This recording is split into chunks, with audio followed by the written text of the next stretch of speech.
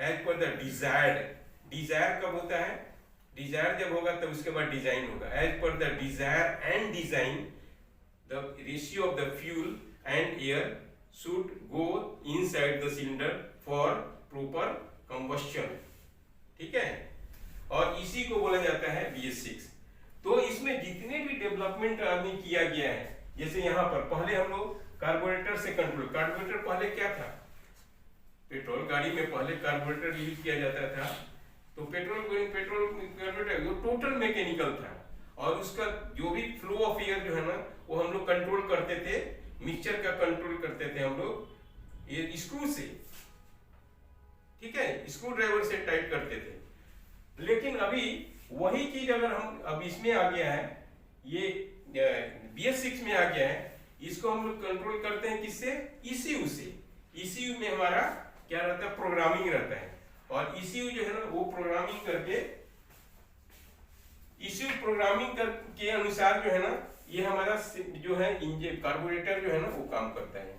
तो अभी कार्बोरेटर को हम खत्म करके हम क्या लगा दिए हैं? Injector, multi point injector. और इंजेक्टर उसी समय, जिस समय जरूरत है उसी समय इंजेक्ट करता है, न उसको पहले करेगा न बाद में करेगा।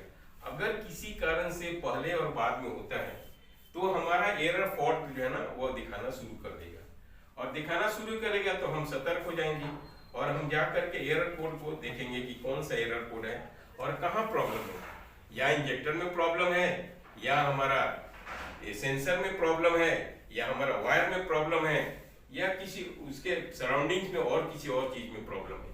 तो इस तरह से डिटेक्ट करना बहुत ही इजी हो गया है BS6 में, और BS4 में भी था, लेकिन अभी भी BS6 में और ज्यादा इंप्रूवमेंट हुआ है। और इंप्रूवमेंट क्या चीज में हुआ है? कंबस्शन सिस्टम में। और कंबस्शन सिस्टम में हम क्या किए हैं? अभी जैसे फ्यूल है, फ्यूल का प्रेशर के ऊपर में हम लोग ध्यान दिए हैं।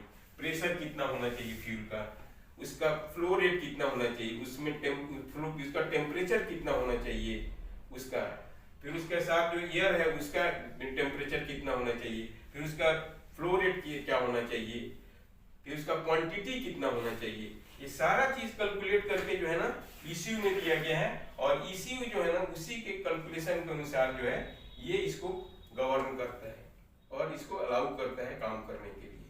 सिमिलरली इसमें भी वैसे ही है, इंजेक्टर डीजल इंजन में भी वैसे ही है। अभी ये जो भी ये सब चीज है, तो इसको अभी जो भी इंजेक्टर है, इंजेक्टर के पहले हम क्या बताए हैं? इंजेक्टर को कहां से, अभी टैंक जो है ना, टैंक से हमको क्या तक आना पड़ता है? High pressure pump. High pressure pump जो है ना वो आपको फ्यूल कहाँ देता है? कैनाल को। कैनाल मतलब कॉमन रेल को, कॉमन रेल लेके फ्यूल कैनाल तक, मतलब कॉमन रेल तक ये फ्यूल पंप जो है ना, हाई प्रेशर पंप जो है ना वो कैनाल तक, और कैनाल से सबको सप्लाई होता है।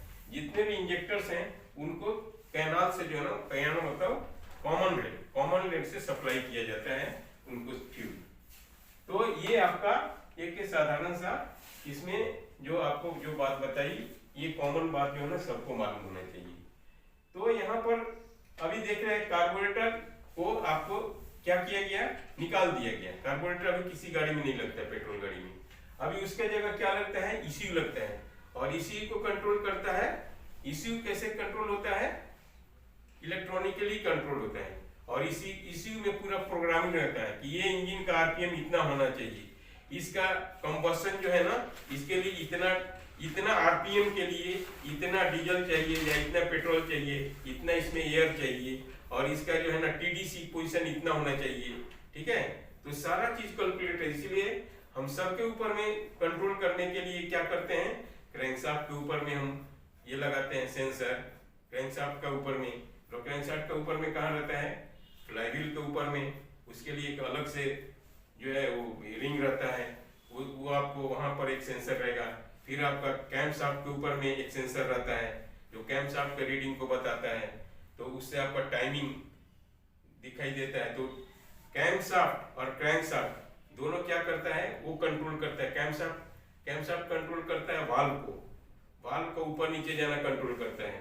ठीक है, तो वाल्व कब ऊपर नीचे होगा, मतलब कब इनलेट वाल्व खुलेगा और एयर इनटेक होगा, फिर एग्जॉस्ट वाल्व कब खुलेगा और बंद होगा, ये खुलेगा कि एग्जॉस्ट निकलेगा, और कंबस जब कंप्रेशन होगा तो दोनों वाल्व बंद होना चाहिए। मतलब ये पूरा जितना टाइमिंग है वो टोटल कंट्रोल करता है कैमशाफ्ट, और कैमशाफ्ट के ऊपर में ये आपका सेंसर लगाया जाता है।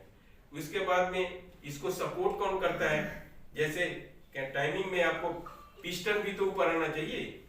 टाइमिंग कंबशन में कौन कौन काम करता है, पिस्टन काम करता है, वाल्व काम करता है, ठीक है, पिस्टन और वाल्व। तो पिस्टन भी ठीक टाइम से जाना चाहिए, जब टीडीसी में जाए